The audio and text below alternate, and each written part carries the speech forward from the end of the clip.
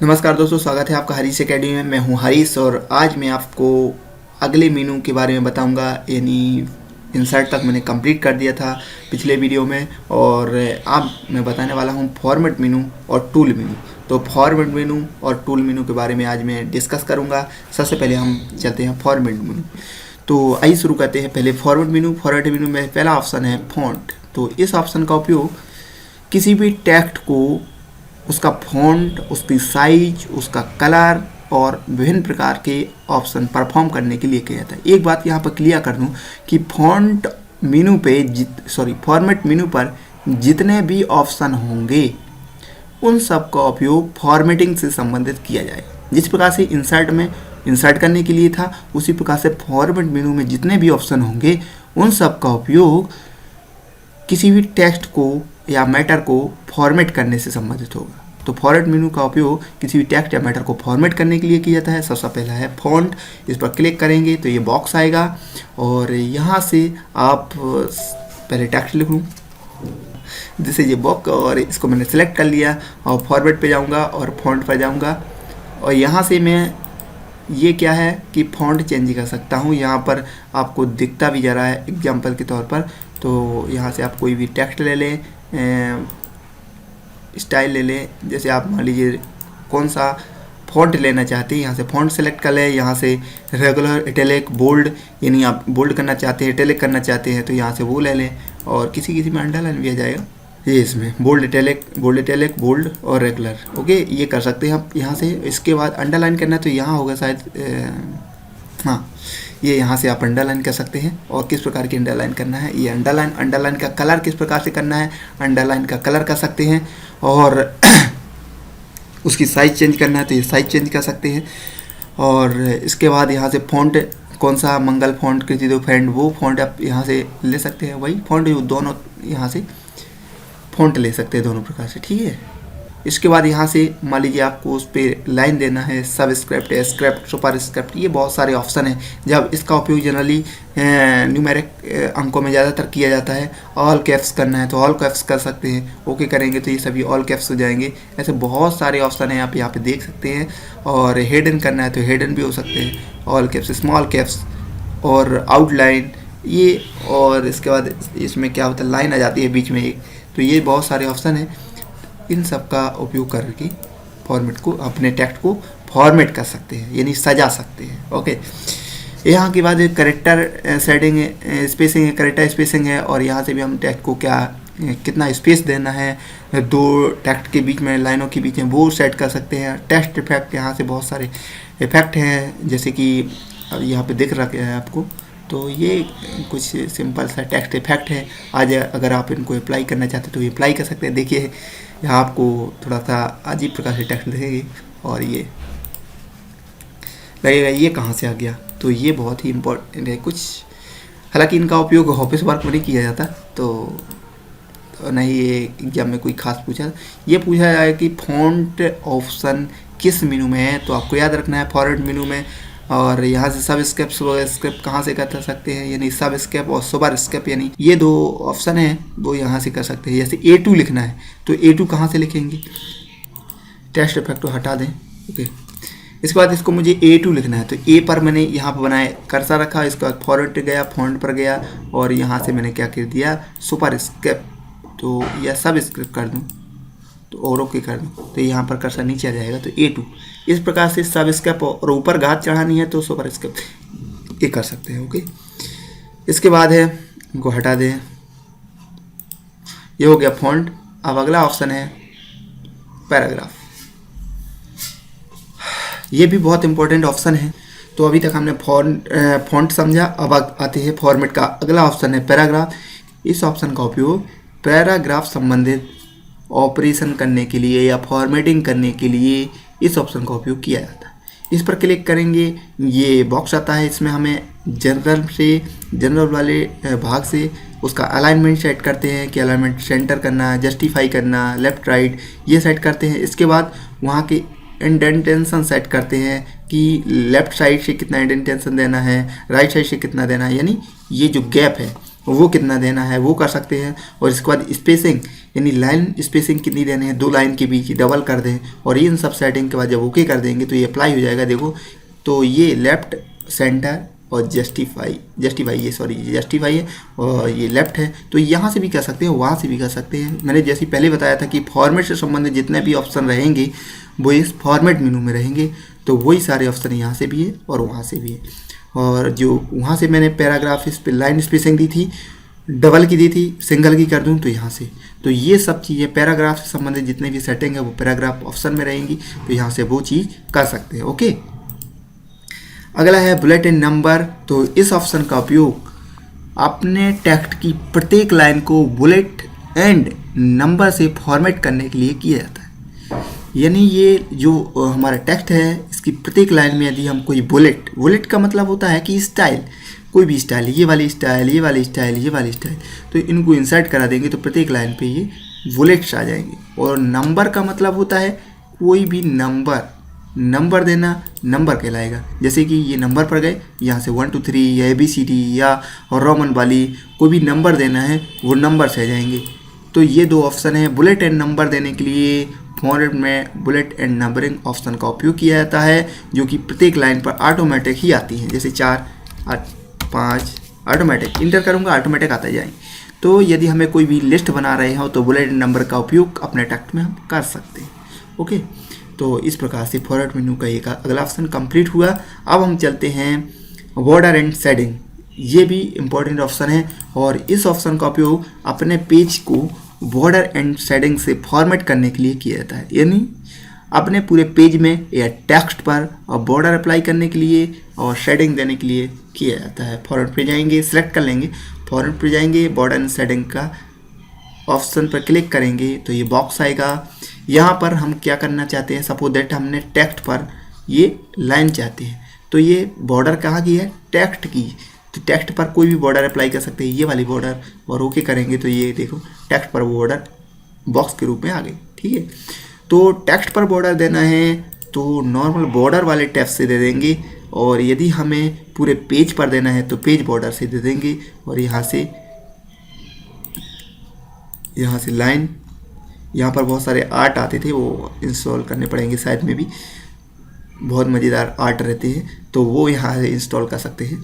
तो यहाँ से ये वाली लाइन दे सकते हैं, ये वाली लाइन, और ओके करें तो ये पूरे पेज पर लाइन आ जाएगी।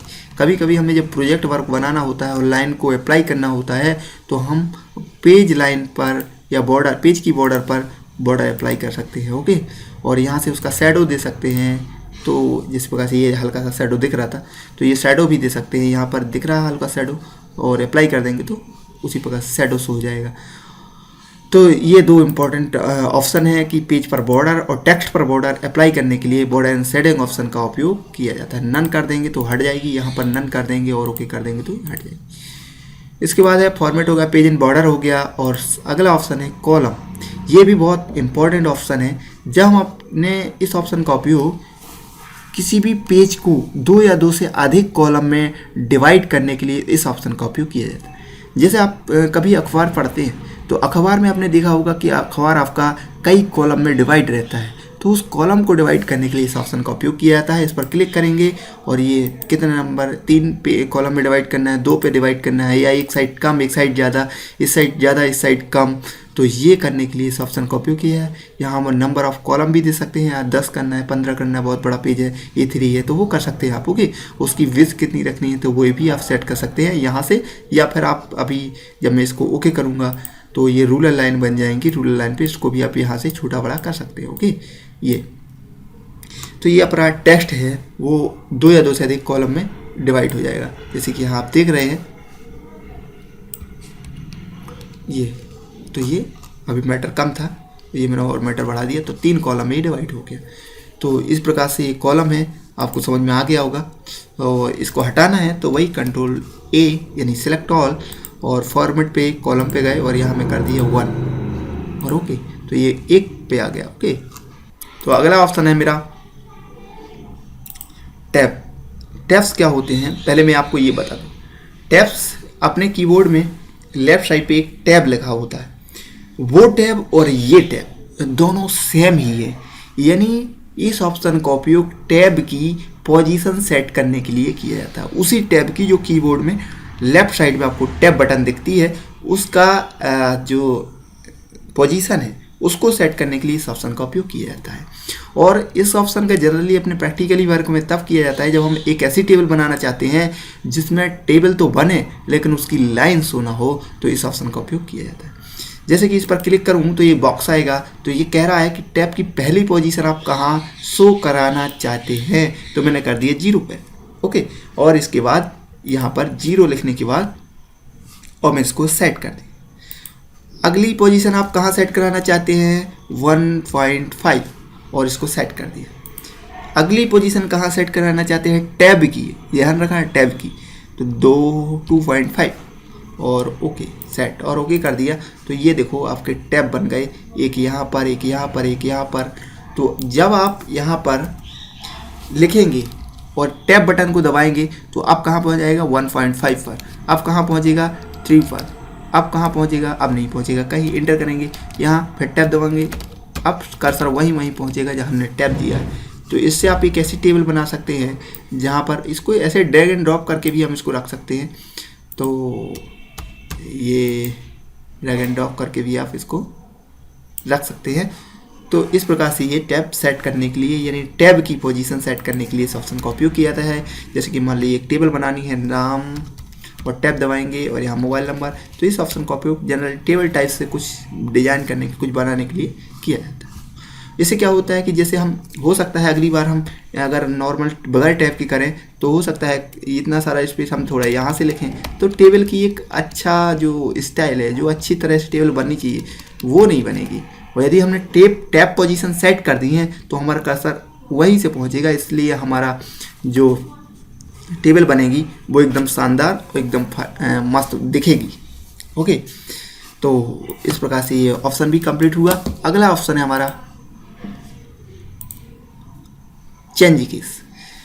चेंज कीज ये भी बहुत इंपॉर्टेंट ऑप्शन है। अभी मैंने देखा था तो पिछले जो पेपर में आया था वो चेंज कीज के बारे में पूछा था कि टू एजल केस क्या है, या अपर केस क्या है, सेंटेंस केस क्या है और ये किस मेनू में रहता है। तो ये बहुत ही इंपॉर्टेंट ऑप्शन है एग्जाम की दृष्टि से भी और आपके कार्य की दृष्टि से भी।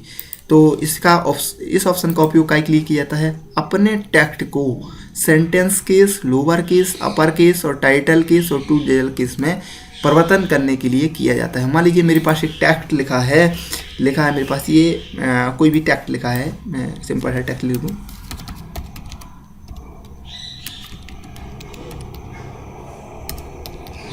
ये मेरा टेक्स्ट है और इसको मैं क्या करना चाहता हूँ, चेंज केस, यानी सभी टेक्स्ट को अपर केस में कन्वर्ट करना चाहता हूँ।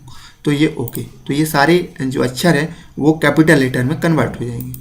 इसके बाद अगला ऑप्शन है मेरा इसी में सेंटेंस केस। सेंटेंस केस में मतलब जिस प्रकार से सेंटेंस लिखा जाता है उस प्रकार से ये सेट हो जाएगा, यानी पहला अक्षर कैपिटल और बाकी स्मॉल लेटर।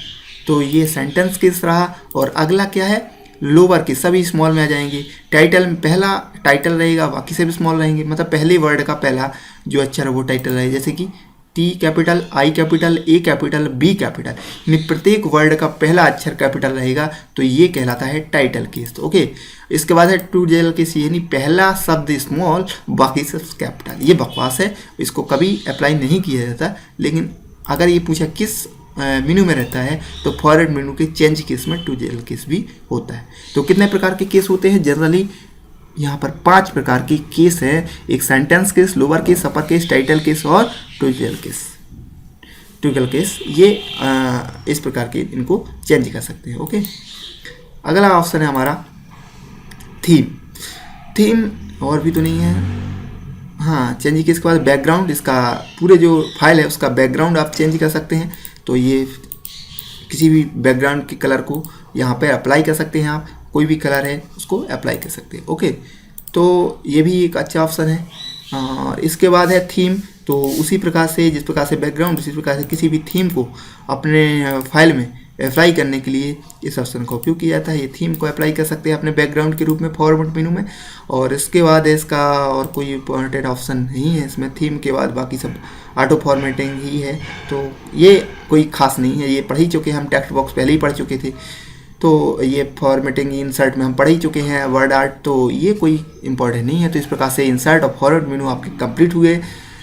मित्रों, यदि आपको ये मेरी वीडियो पसंद आए तो प्लीज़ लाइक करें, शेयर करें, और यदि आपकी कोई क्वेश्चन है तो प्लीज़ कमेंट बॉक्स में कमेंट करें। और यदि आपने अभी तक मेरे चैनल को सब्सक्राइब नहीं किया तो प्लीज़ मेरे चैनल को सब्सक्राइब कर लें, ताकि मैं लगातार आपको बहुत इंपॉर्टेंट वीडियो देते रहूं, बहुत इंपॉर्टेंट जानकारी देते रहूं, और कंप्यूटर से संबंधित सारी इन्फॉर्मेशन मैं आपको देता रहूँगा। आशा करता हूँ आपको वीडियो पसंद आए। Thank you.